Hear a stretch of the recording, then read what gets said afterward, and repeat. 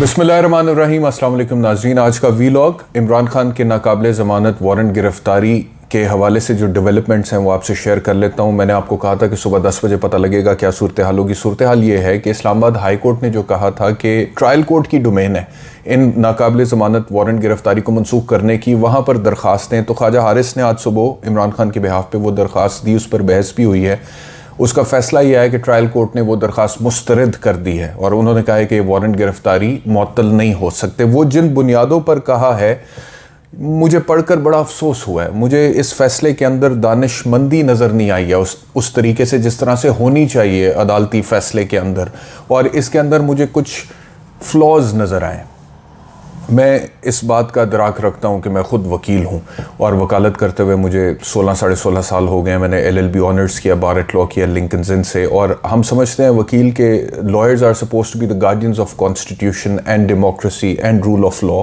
यानी कि हम तो मुहाफ़िज़ हैं आइन के, कानून की बालादस्ती के और जमहूरियत के, और अदालतों के एहतराम का बड़ा अच्छे तरीके से हम लोगों को अदराक है और अदालतों के फ़ैसलों पर इम्प्लीमेंटेशन भी होना चाहिए। सारी बातें मैं समझ लूँ, लेकिन उसके बावजूद मैं आपसे अर्ज़ करूँ कि एक विजडम होता है, लॉ के अंदर भी एक विजडम होता है और एक ख़ास किस्म की फेयरनेस डिमांड करती है। कभी कभी अदालती फ़ैसले जो होते हैं उसको हम एक्विटी भी बोलते हैं अक्सर लीगल लैंग्वेज में। एक्विटी का मतलब होता है फेयरनेस। आई होप आप अंडरस्टैंड करते हैं कि फेयरनेस क्या होती है। तो मुझे इस फैसले में वो एक्विटी का फुकदान नज़र आता है, फेयरनेस का फुकदान नज़र आता है। फेयरनेस यानी कि आप समझते हैं कि फेयर होना क्या होता है, फेयर प्ले जिसको बोलते हैं ना। तो मुझे इस फैसले में फेयरनेस का फुकदान नज़र आता है। बड़ी स्ट्रिक्ट इम्प्लीमेंटेशन ऑफ लॉ नज़र आ रही है मुझे इस फैसले के अंदर। और मुझे याद पड़ता है कि जब हम LLB कर रहे थे तो हमने एक केस पढ़ा था जिसको कहते थे द अर्ल ऑफ ऑक्सफोर्ड्स केस। ये 1615 का केस था, ये यानी कि तकरीबन आज से तकरीबन कोई 400 साल पहले का केस था। और उसके अंदर एक प्रिंसिपल ले डाउन हुआ था जो हमें यूनिवर्सिटी में LLB करते हुए पढ़ाया गया था, और वो प्रिंसिपल ये था that whenever law and equity are in conflict, equity must prevail. यानी कि जब कभी कानून और एक्विटी का तसादुम हो जाए, एक्विटी का मतलब आप समझ लें इंसाफ। कभी कभी ऐसा भी होता है कि स्ट्रिक्ट एप्लीकेशन ऑफ लॉ से इंसाफ नहीं हो रहा होता। ये होता है, मैं आपको बता, ये बड़ी अजीब सी बात होगी बहुत सारे लोगों के लिए जिनका कानून से ताल्लुक नहीं है, लेकिन जो वकील हैं जिनकी लीगल बैकग्राउंड है वो इसको समझेंगे। कभी कभी ऐसा होता है कि स्ट्रिक्ट एप्लीकेशन ऑफ लॉ से, यानी कि कानून को सख्ती से नाफिज करने से इंसाफ नहीं हो रहा होता। तो वहां पे द अर्ल ऑफ ऑक्सफोर्ड्स के 1615 का ब्रिटेन का हमें पढ़ाया गया, जिसमें लिखा हुआ था कि जब कभी कानून का और इंसाफ का आपस में तसादुम हो जाए, एक्विटी मस्ट प्रिवेल, इंसाफ होना चाहिए। यानी कि स्ट्रिक्ट एप्लीकेशन ऑफ लॉ से आपको पीछे एक कदम हो जाना चाहिए। तो मुझे इस फैसले में उस चीज की कमी नजर आ रही है जो आज इस्लामाबाद में एडिशनल सेशन जज ने किया है। इमरान खान के वारंट गिरफ्तारी की मुअत्तली की दरख्वास्त को मुस्तरद करते हुए जो आर्ग्यूमेंट्स उन्होंने लिए हैं, जो फैसला उन्होंने दिया है, जिस तरह से कानून को का हवाला उन्होंने दिया, मैं आज पूरा ये फैसला ही आपके सामने पेश करूंगा और मैं बताऊंगा कि क्यों मुझे ये लग रहा है, किन बुनियाद। मतलब कि मैं कोई पाकिस्तान तहरीक इंसाफ का कारकुन तो नहीं हूं कि हुबे इमरान के अंदर मैं कहूं कि नहीं जी फैसला बड़ा गलत है, अदालत का फैसला ठीक नहीं है, और जी खान साहब को अरेस्ट नहीं। मैं एक वकील की हैसियत से बात कर रहा हूं, एक लीगल एक्सपर्ट की हैसियत से बात कर रहा हूं, एक जूरिस्प्रूडेंट की हैसियत से बात कर रहा हूं। जूरिस्प्रूडेंस, फिलॉसफी ऑफ लॉ, यानी कि कानून के पीछे जो हिकमत होती है, उसमें जो फलसफा होता है, उसका जो स्पिरिट होता है, उसको हम जूरिस्प्रूडेंस बोलते हैं। जूरिस्प्रूडेंस का मतलब ये होता है कि आप ये समझने की कोशिश करते हैं कि ये कानून तो है, एक आम आदमी के लिए ये कानून है, और भाई ये कानून है, इसको तुमने फॉलो करना है। ये है ना एक आम आदमी के लिए। वकील क्या होता है, वो जूरिस्प्रूडेंट कौन होता है, जो ये समझता है, गौर व फिक्र करता है that why is the content of law what it is, यानी कि कानून ऐसा क्यों है जो है, कानून जो है वो ऐसा क्यों है, ये किसने बनाया है, इसमें क्या हिकमत है, इसमें कहां पे फ्लॉज हैं, कहां पे गलतियां हैं, कहां पे ठीक है। ये जूरिस्प्रूडेंट होता है। तो जूरिस्प्रूडेंट की हैसियत से मैं आपके सामने इस व्लॉग में अर्ज करूंगा कि जज जो है इस्लामाबाद तोशाखाना केस जिनके पास पेंडिंग है इमरान खान साहब का, उन्होंने इमरान खान के नाकाबिले ज़मानत वारंट गिरफ्तारी की दरख्वास्त मुस्तरद करते हुए किस तरह से एक्विटी को, फेयरनेस को, इंसाफ को नज़रअंदाज कर दिया है मेरी नज़र में। और ये तनकीद मैं कर सकता हूँ कानूनी तौर पे, ये मेरा हक है। फैसले गलत देती हैं अदालतें, उनकी अपीलें भी होती हैं और अपील के खिलाफ भी अपील होती है। The highest court of appeal is the supreme court of Pakistan in this country. तो इस फैसले के खिलाफ भी अपील हो सकती है, तो मैं भी इससे इख्तलाफ कर सकता हूँ। अच्छा, लेकिन इससे पहले कि मैं इस पर आ जाऊँ, I must again commend justice Tariq Saleem Sheikh. जो देखें, मैं लाहौर में रहता हूँ, ये ज़मान पाक लाहौर के सामने से मैं रोज़ाना गुजरता हूँ। घर से दफ्तर आने के लिए, ये अपने चैनल के दफ्तर आने के लिए और लाइव शो 10 बजे करने के लिए मुझे रोज़ाना ज़मान पाक लाहौर से गुजरना पड़ता है। और मैंने देखा है पिछले 2 दिन लाहौर की क्या हालत थी, क्या सिचुएशन थी, सड़कों पे क्या सिचुएशन थी, घरों में क्या, पूरे मुल्क में तो जो वैसे पूरे मुल्क में ही एक सिचुएशन थी, क्योंकि मीडिया के ज़रिए से खबरें तो सारी पहुंच रही थी, सोशल मीडिया के ज़रिए से भी। लेकिन एक्चुअली जो लोग लाहौर में रहते हैं, ज़मान पाक लाहौर की विसिनिटी में जो आबादियाँ हैं, जो घर हैं, जो मोहल्ले हैं, और जो लोग रोज़ाना वहाँ से गुजरते हैं, जैसे कि मैं वहाँ से गुजरता हूँ, तो मैंने देखा है कि वहाँ पर लोग कितने इनसिक्योर थे, कितने परेशान थे। तो उस सारी सिचुएशन को मद्देनजर रखते हुए मैं कहता हूं hats off to justice Tariq Saleem Sheikh of the Lahore high court, जिन्होंने आज फिर स्टे किया है पुलिस के ऑपरेशन को ज़मान पाक लाहौर में। और उन्होंने कहा, on the request of the learned counsel for the petitioner, this case is adjourned to 17/3/2023। Injunctive order passed yesterday shall remain in force till then.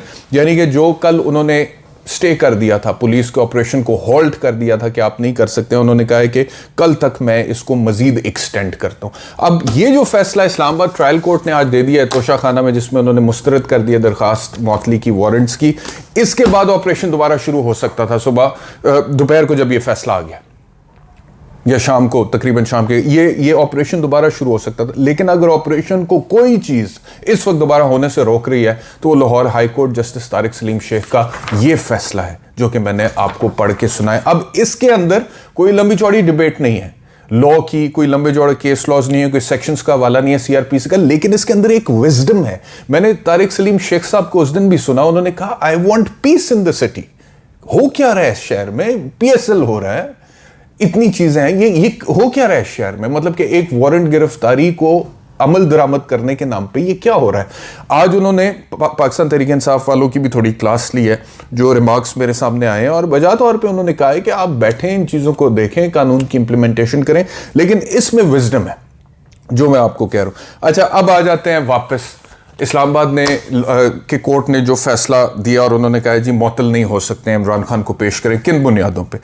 मैं आपसे अर्ज करूं कि जो भी नाकाबिल ज़मानत वारंट गिरफ्तारी होता है ना, उसका बुनियादी तौर पे मकसद एक ही होता है। ये एक वकील की हैसियत से आपको बता रहा हूँ, और वही बात ख्वाजा हारिस साहब ने कोर्ट में भी की, और वो मकसद ये होता है कि आपने जिस बंदे के लिए आप वारंट इशू करें ना, उसको अदालत में पेश कर दें, अदालत के रूबरू उसको ले आए, बस दैट्स इट। इसके अलावा उसका कोई मकसद नहीं है। अगर वो मकसद पूरा हो जाए या होता हुआ नजर आए तो अदालतें लीनियंट व्यू लेती हैं, और वो कहती हैं कि जी ठीक है। वो जब पेश भी हो जाता है तो वो नाकाबिल ज़मानत वारंट गिरफ्तारी जो है उसके बाद ख़त्म भी हो जाते हैं, उसके बाद बंदा अरेस्ट भी नहीं होता और वो दोबारा अदालतों में पेश हो जाता है, या फिर वो श्योरिटी बॉन्ड वगैरह। इस केस में ख्वाजा हारिस ने बोला कि जी सेक्शन 76 के तहत इमरान खान ने श्योरिटी तो दे दी है सर, वो तो 18 तारीख को आपके सामने पेश हो रहे। अब आप मेहरबानी करें, इसका सोल पर्पस यही होता है अरेस्ट वारंट्स इशू करने का, और इमरान खान को पकड़ना, अरेस्ट करना, डिटेन करना, हिरासत में रखना विल सर्व नो पर्पस। बड़ी मेरे ख्याल में मुनासिब बात है कि आपका तो और कोई मकसद नहीं ना, आप तो तोशा खाना में उनको बुला रहे हैं।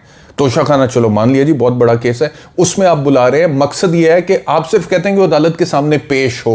आपने ये कोई सजा तो नहीं सुना, he is not a convict, वो कोई मुजरिम तो नहीं है जिसको कोई उम्र कैद या 10 साल की सजा सुनाई जा चुकी है, जिसको अरेस्ट करके प्रिजन में डालना है। सिर्फ मकसद इतना है कि उसको पेश करना है अदालत के सामने। तो ख्वाजा हारिस ने बोला कि सर ये सेक्शन 76 की जो श्योरिटी है ये दे दी गई है, तो आप मेहरबानी करें ये वारंट्स जो हैं इनको मुअत्तल कर दें। उसके ऊपर अदालत आ गई जी। पहले तो हिस्ट्री के ऊपर उन्होंने कहा कि कितनी दफ़ा इमरान खान को इस्तिस्ना दिया हाज़िरी से, वो उन्होंने गिनवाया। उसके बाद उन्होंने कहा कि इससे पहले जब अरेस्ट वारंट्स इशू हुए थे उसको इस्लामाबाद हाई कोर्ट में चैलेंज किया गया था। इस्लामाबाद हाई कोर्ट ने फिर वो वारंट्स मुअत्तल किए थे और हुक्म दिया था कि 13 तारीख को इमरान खान अदालत में पेश हो, लेकिन वो 13 तारीख को दोबारा जब नहीं पेश हुए तो दोबारा वारंट्स इशू हुए। ये पूरी हिस्ट्री इस फैसले के अंदर अदालत ने लिखी। यानी कि आप यहाँ पे सिर्फ मैं जो पॉइंट रजिस्टर करवाना चाह रहा हूँ वो ये है कि अदालत इसी फैसले में मान रही है कि पहले जो नाकाबिल ज़मानत वारंट गिरफ्तारी इमरान खान के इशू हुए थे, इस्लामाबाद हाई कोर्ट ने उनको पहले, इस बार इस्लामाबाद हाई कोर्ट ने कहा कि आप ट्रायल कोर्ट में जाएं, लेकिन इससे पहले इस्लामाबाद हाई कोर्ट ने उनको मुअत्तल किया था।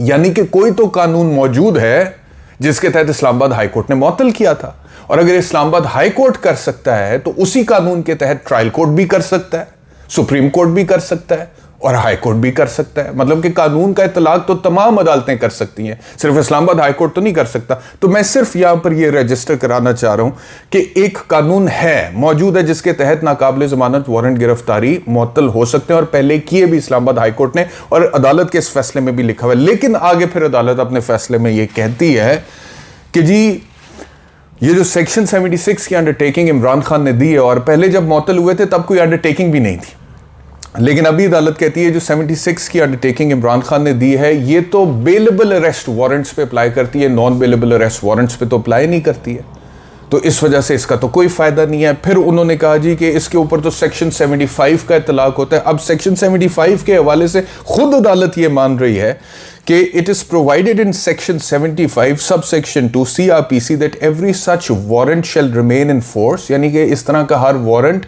जो है वो that will remain in force unless it is cancelled by the court, यानी कि कोर्ट के पास इख्तियार है अनलेस, यानी कि वो वारंट अपनी जगह पर अमल दरामद उसका होगा जब तक कि अदालत उसको कैंसिल ना कर दे। ये सेक्शन 75 सब सेक्शन 2 में लिखा हुआ है, unless it is cancelled by the court which issues it और अनलेस इट इज एग्जीक्यूटेड। यानी कि दो सूरतों में कोई भी वारंट जो है वो कैंसिल हो सकता है। नंबर एक कि वो एग्जीक्यूट हो जाए, एग्जीक्यूट यानी कि पुलिस पकड़ के मुलजिम को ले आई, अदालत के सामने एग्जीक्यूशन होगी, वारंट खत्म हो गया।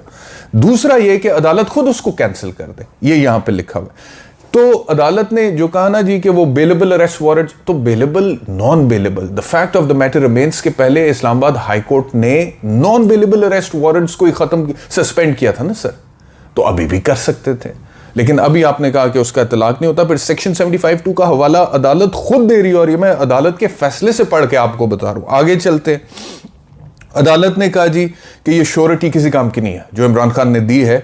अदालत ने कहा कि ये इसका तो ताल्लुक बेलेबल अरेस्ट वारंट से है। अदालत ने कहा कि यहाँ पे तो सेक्शन 75 का इतलाक होगा, तो बिल्कुल ठीक है, होगा तो सेक्शन 75 कहता है कि अदालत के पास इख्तियार है कि उसको ख़त्म कर सकती है। अच्छा, जब ये अदालत ने कह दिया कि पहले एक लीगल आर्गूमेंट दे दिया जो कि मेरी नज़र में दुरुस्त नहीं, और मैंने आपको वजह बता दी कि कोई कानून तो है जिसके तहत पहले इस्लामाबाद हाई कोर्ट ने सस्पेंड किया था, तो अगर पहले हो सकते थे तो अब भी हो सकते थे, तो ना करने की वजह क्या है अब वो मैं आपको बताने लगा हूं कि वो क्या है, अदालत के ज़हन में क्या चल रहा था। और यहां पर मुझे लगता है कि अदालत जो है उसने बहुत स्ट्रिक्ट एप्लीकेशन ऑफ लॉ किया है और कुछ ज़्यादा ही सीरियस ले लिया है इस बात को कि नहीं जी अदालत में हर सूरत इमरान खान को पेश करो। बहुत सारी चीज़ें आपको और भी देखनी चाहिए, देखनी होती हैं, वो देखना चाहिए। अच्छा, अदालत आगे क्या कहती है जी, अदालत कहती है कि IG इस्लामाबाद पेश हुए और पेश होकर उन्होंने कहा है जी कि हालात बड़े ख़राब रहे हैं सर वहाँ पे। मैं तो उन 65 पुलिस अफसरान की तरफ से पेश हुआ जो कि ज़ख्मी हुए हैं। IG इस्लामाबाद ने अदालत को बोला कि वहाँ पे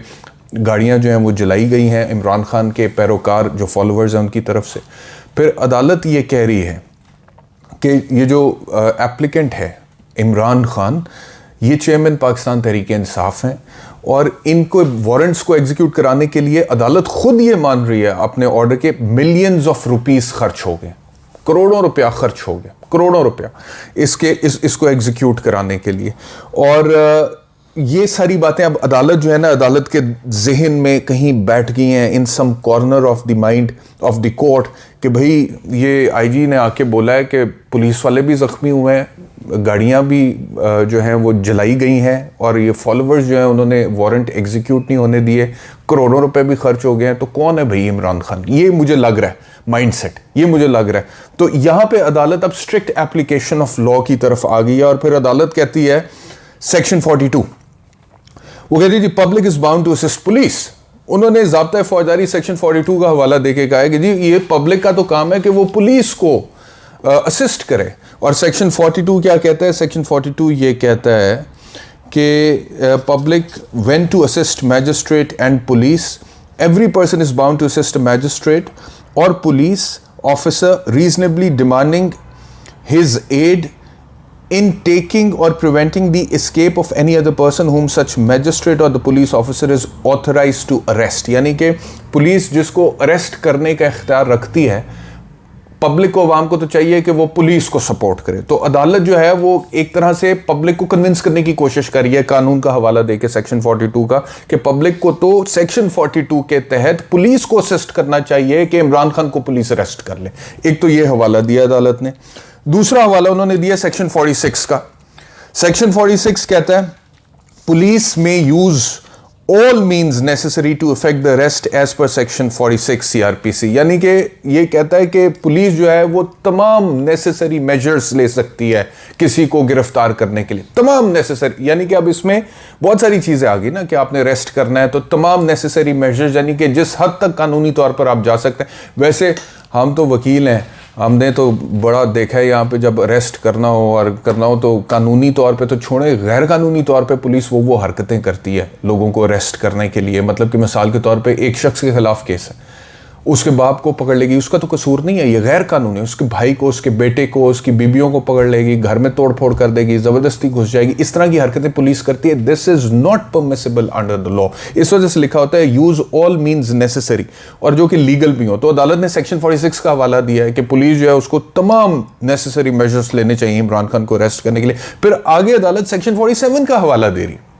और अदालत कह रही है कि पुलिस के पास सर्च करने का भी इख्तियार है किसी भी शख्स के घर को। अगर पुलिस किसी को अरेस्ट करना चाहती है तो वो किसी भी शख्स का घर क्यों ना हो, और पुलिस को पता हो कि वो शख्स यहाँ पर है, तो वो उस घर को सर्च कर सकती है।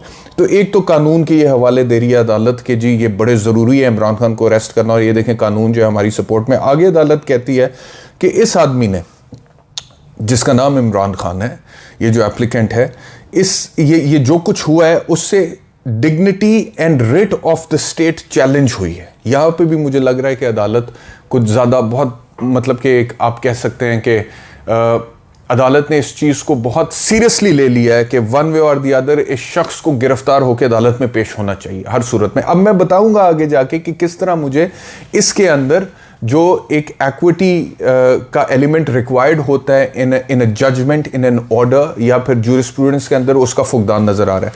अच्छा, वो कहते हैं जी जो डिग्निटी है, जो रिट है स्टेट की, उसको चैलेंज किया है, और इस तरह की सिचुएशन में मुनासिब नहीं है कि ये suspension of the warrant claim करें, वारंट की मौतली जो है उसको क्लेम करें जब आपने रेट को ही चैलेंज किया हुआ स्टेट की। उसके अलावा ये भी अदालत ने बोला इस फैसले के अंदर कि keeping in view law and order situation created by the applicant, यानी कि इमरान खान ने जो लॉ एंड ऑर्डर की सिचुएशन क्रिएट किया है, he has lost some of the normal rights granted by procedural as well as the substantive laws. ये भी मुझे समझ नहीं आया बात के उन्होंने कहा है कि जो law and order situation Imran Khan ने क्रिएट की है, तो he has lost some of the normal rights, यानी कि जो अदरवाइज कुछ हकूक इमरान खान को नॉर्मली अवेलेबल थे, ही हैज़ लॉस्ट देम, वो अब उनके लिए अवेलेबल नहीं है। तो ये अजीब बात है, मतलब कि राइट्स तो, हकूक तो मुल्जिम को भी अवेलेबल होते हैं, हर तरह के मुल्जिम को। यहाँ पे तो तोशा खाना केस के अंदर आप कर रहे हैं इमरान खान को अरेस्ट करने की कोशिश, जो रेपिस्ट है, जो मर्डरर है, जो सीरियल किलर है, जो डकैत है, उसके भी एक्यूज्ड के राइट्स हैं कानून के अंदर दिए गए हैं, और उसको आप किसी तरह से डिनाई नहीं कर सकते। फिर अदालत ने एक और बात आगे की है कि कानून जो है, law is equal for the powerful and weak segments of the society. कानून की नज़र में सब बराबर हैं, ताकतवर भी और वीक भी। और मजीद वो ये कह रही है कोर्ट कि it is not a fun to tender such an undertaking after causing great loss to the public exchequer. यानी कि वो कह रही है कोई मजाक की बात नहीं है, मजाक नहीं है कि आपने बाद में एक अंडरटेकिंग दे दी है सेक्शन 76 की जो इमरान खान ने दी, और उससे पहले आपने डैमेज किया पब्लिक एक्सचेकर, यानी कि सरकारी ख़जाने को, सरकारी इमलाक को नुकसान पहुंचाया, आपने लोगों को ज़ख्मी किया है, आपने मुख्तलिफ चीज़ों को, प्रॉपर्टीज़ को नुकसान पहुंचाया है। और ये जो आईजी मेरे सामने पेश हुए हैं, इन्होंने लिस्ट प्रोवाइड की है उन ऑफिशल्स की जो ज़ख्मी हुए हैं, उन आर्टिकल्स की जो डैमेज हुए हैं, और फोटोज़ ऑफ रेजिस्टेंस भी पेश किए आईजी इस्लामाबाद ने कि सर ये देखें, ये लोग इस तरह से रेजिस्ट कर रहे थे और पुलिस के ऊपर तशद्दुद कर रहे थे। तो इन बुनियादों पे अदालत ने आखिर में ये कहा है कि keeping in view the post order development of issuance of the non bailable warrant of arrest, यानी कि वारंट ऑफ अरेस्ट इशू करने के बाद जो डेवलपमेंट्स हुई हैं, यानी कि जितनी भी ये वहाँ पे पुलिस के साथ पाकिस्तान तहरीक इंसाफ के कारकुनान का आपस में जो तसादुम हुआ है उसकी तरफ अदालत का इशारा है, and the conduct of the applicant, और जो इमरान खान का अपना रवैया है, तरीक़ाकार है, उसको मद्देनज़र रखते हुए ये वारंट्स अदालत कैंसिल नहीं कर रही। ये अदालत का टोटल ऑर्डर है। अच्छा, अब मैं आपसे अर्ज़ कर देता हूँ कि मुझे इससे कानूनी तौर पर इख्तलाफ क्यों है। मुझे इस वजह से इख्तलाफ है कि जितने भी कवानीन का हवाला अदालतें दे रही हैं, ठीक है, कानून दुरुस्त है, सेक्शन 42 है, 46 है, 47 है। 42 के पब्लिक पुलिस की मदद करे, 46 के पुलिस में use all necessary means to arrest somebody, उसके बाद 47 जो सर्च ऑफ द हाउस की बात है, पुलिस, वो सारी बातें अपनी जगह पर मौजूद हैं। और फिर ये भी बात कि रिट चैलेंज नहीं होनी चाहिए स्टेट की, और डिग्निटी और ये वो सारी बातें अपनी जगह पर मौजूद हैं। लेकिन कहने का मकसद ये है कि अब अदालत जो है उसको ये भांपना चाहिए था। ये अदालत की कानूनी तौर पे मैं समझता हूँ कि जिम्मेदारी थी कि आज 16 तारीख है, और इन एनी केस जो श्योरिटी इमरान खान ने सेक्शन 76 के तहत दी हुई है वो 18 तारीख की है, वो परसों है। और इमरान खान के वकील वहाँ पर हर तरह की श्योरिटी देने के लिए तैयार हैं कि सर परसों वो आपके सामने पेश हो रहे हैं, यानी कि they are ready to surrender before the majesty of the court. अदालत का जो एहतराम है, उसका जो तकद्दुस है, उसका जो कानूनी वकार है, उसके सामने सरेंडर करने के लिए तैयार हैं। सर परसों आ रहे हैं आपके सामने। तो इस तरह के मौके पे अदालतों को चाहिए कि अदालतें मैग्नेनिमिटी शो करें, बड़ेपन का मुजाहरा करें, बड़ा ज़र्फ, खुला ज़र्फ होना चाहिए कोर्ट का। और वो इस वजह से इस केस में ख़ास तौर पे ज़रूरी था कि यहाँ पर कोई दहशत गर्द की बात नहीं हो रही थी, कोई डकैत की नहीं बात। मैं मानता हूँ कि the law is equal for everyone, right, but इसका ये मतलब नहीं है कि कानून में ये अक्ल ही नहीं होती है कि कानून जो है तमीज़ कर सके एक डकैत में, एक रेपिस्ट में, एक टेररिस्ट में और एक पॉलिटिकल पार्टी के लीडर में। कानून में ये टेंडेंसी होती है कि वो किसी भी शख्स के बैकग्राउंड को, उसके कैरेक्टर को देखता है, उसको मद्देनजर रखता है, और फिर ये भी अदालत का देखना बनता है मेरे हिसाब से कि वहां पर सिचुएशन क्या है। बिल्कुल ठीक है कि अदालत का एहतराम बहुत ज़रूरी है, लेकिन क्या अदालत का एहतराम इतना लाजिम है कि बजाय इसके कि परसों वो शख्स खुद आकर पेश हो जाए और पीसफुली ये सारी सिचुएशन जो है वो डिफ्यूज़ हो जाए, वो 2 दिन वहाँ पे मामला अजीब व गरीब बना रहे। जो कारकुनान हैं वो चलें, उनमें बहुत सारे लोगों ने जो गलतियाँ की हैं वो गलत हैं और उसके ऊपर पुलिस कार्रवाई भी कर रही है, पर्चे भी दे रही है, लेकिन एक सिचुएशन डिफ्यूज़ करने का मौका अदालत के पास था।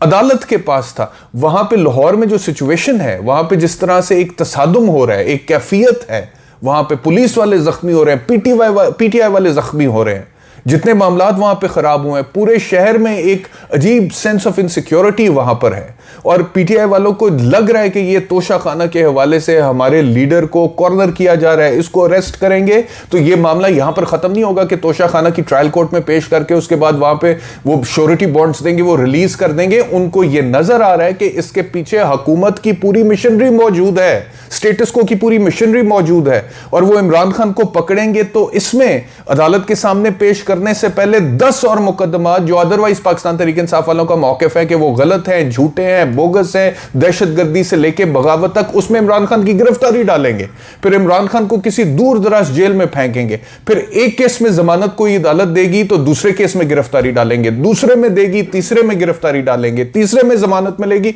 चौथे में गिरफ्तारी डालेंगे। ये नजर आ रहा है। तो अदालत को ये पीटीआई का मौक़िफ़ है, फिर पीटीआई का मौक़िफ़ है कि इमरान खान की जान को खतरा है, उस पर कातिलाना हमला, ये भी अदालत को देखना। तो इतनी सारी बातें थी जिनको मद्देनजर अगर अदालत सामने रखती तो स्ट्रिक्ट एप्लीकेशन ऑफ लॉ के अदालत का वकार, अदालत की ताजीम, फौरी तौर पे surrender before the court, right, बिल्कुल सरेंडर करना चाहिए before the court. And if Imran Khan is willing to surrender before the court, he is just asking for some time. मेरा नहीं ख्याल कि उससे अदालत का वकार मजरू होता है, मेरा नहीं ख्याल कि उससे अदालत की ताजीम में कोई, तो यहां पर मुझे सिर्फ ये लग रहा है कि बड़ी स्ट्रिक्ट एप्लीकेशन ऑफ लॉ की है अदालत ने इस फैसले के जरिए से। और मैंने आपको कहा कि वो एक केस लॉ 1615 का हमने जो पढ़ा था, that whenever there is conflict between law and equity, ये स्ट्रिक्ट एप्लीकेशन ऑफ लॉ है। और अगर स्ट्रिक्ट एप्लीकेशन ऑफ लॉ से, कानून का सख्ती से नफाज से इंसाफ और कानून में तसादम हो रहा है, इक्विटी मस्ट प्रिवेल, यानी कि इंसाफ को प्रिवेल करना चाहिए, इंसाफ होना चाहिए। और फिर मुझे याद आ रहा है कि जब ये मैं नया बारट लॉ करके वापस आया था, तो लाहौर हाई कोर्ट में एक जज होते थे, अब रिटायर हो गए, मैं उनके साथ एक दफ़ा बैठा हुआ था, गुफ्तगू हो रही थी, वकला तहरीक चल रही थी, और जनरल परवेज़ मुशर्रफ ने इफ्तिखार चौधरी को जिस तरह से सैक किया था उसके ऊपर बहस हो रही थी। फिर अदालतों से कुछ फैसले जनरल मुशर्रफ के हक़ में आए थे कि उसको, उनके एक्शंस को वैलिड कर दिया गया था, वो इमरजेंसी वगैरह को, उसके ख़िलाफ़ रेजिस्टेंस हो रही थी। तो लाहौर हाई कोर्ट के सिटिंग जज थे, उन्होंने मुझे कहा कि तुमने वो पढ़ी है हाउस ऑफ लॉर्ड्स की judgement? House of Lords is the highest court of appeal in Britain, जैसे हमारे यहाँ पे सुप्रीम कोर्ट है। तो उन्होंने कहा कि तुमने पढ़ी है वो हाउस ऑफ लॉर्ड्स की जजमेंट, जिसके अंदर लिखा हुआ है कि कोई भी अदालत का ऐसा फैसला जिसकी एक्सेप्टेबिलिटी अवाम में नहीं होती, which does not have the public acceptability, is not legally correct. यानी कि कोई भी अदालत का फैसला जिसकी एक्सेप्टेबिलिटी अवाम में नहीं होती, अवाम जिस फैसले को दुरुस्त नहीं समझती, तो वो फिर कानूनी तौर पे भी दुरुस्त नहीं होता। कानूनी तौर पे आप जितनी भी शिकों के हवाले दें और कानून के और किताबों के हवाले दें, लेकिन अगर एक फैसले की एक्सेप्टेबिलिटी नहीं है लोगों की नज़र में, तो वो कानूनी तौर पर दुरुस्त नहीं होता। ये हाउस ऑफ लॉर्ड्स की जजमेंट है, ये मैं नहीं कह रहा। मुझे ना कोई कहे कि जी पाकिस्तान तहरीक इंसाफ का सपोर्ट कर रहा है इस मामले में, ये हाउस ऑफ लॉर्ड्स की जजमेंट का हवाला दे रहा हूं मैं, जिसको कोर्ट किया मेरे सामने लाहौर हाई कोर्ट के सिटिंग जज ने। तो ये इस हवाले से मुझे इस फैसले में सुकम लगता है, लेकिन एट द सेम टाइम कल तक के लिए लाहौर में अमन है, क्योंकि कल तक के लिए justice Tariq Saleem Sheikh Lahore high court के जो है, उन्होंने वो जो होल्ड किया था पुलिस के ऑपरेशन को, उसको कायम रखा हुआ है। अब कल के बाद यानी कि परसों इमरान खान ने वहाँ पे पेश होना है, और अगर वो स्टे ख़त्म होता है लाहौर हाई कोर्ट की तरफ से, तो कल का पूरा दिन क्या फिर लाहौर ज़मान पाक मैदान जंग बनेगा? क्या फिर यही वाक़यात होंगे, यही एक्टिविटीज़ होंगी ताकि अदालत के इस फैसले के ऊपर अमल दरामद हो जाए? या हमें कल पता लगेगा। बहुत शुक्रिया वीलॉग देखने के लिए, अपना ख्याल रखिए। अल्लाह हाफ़िज़।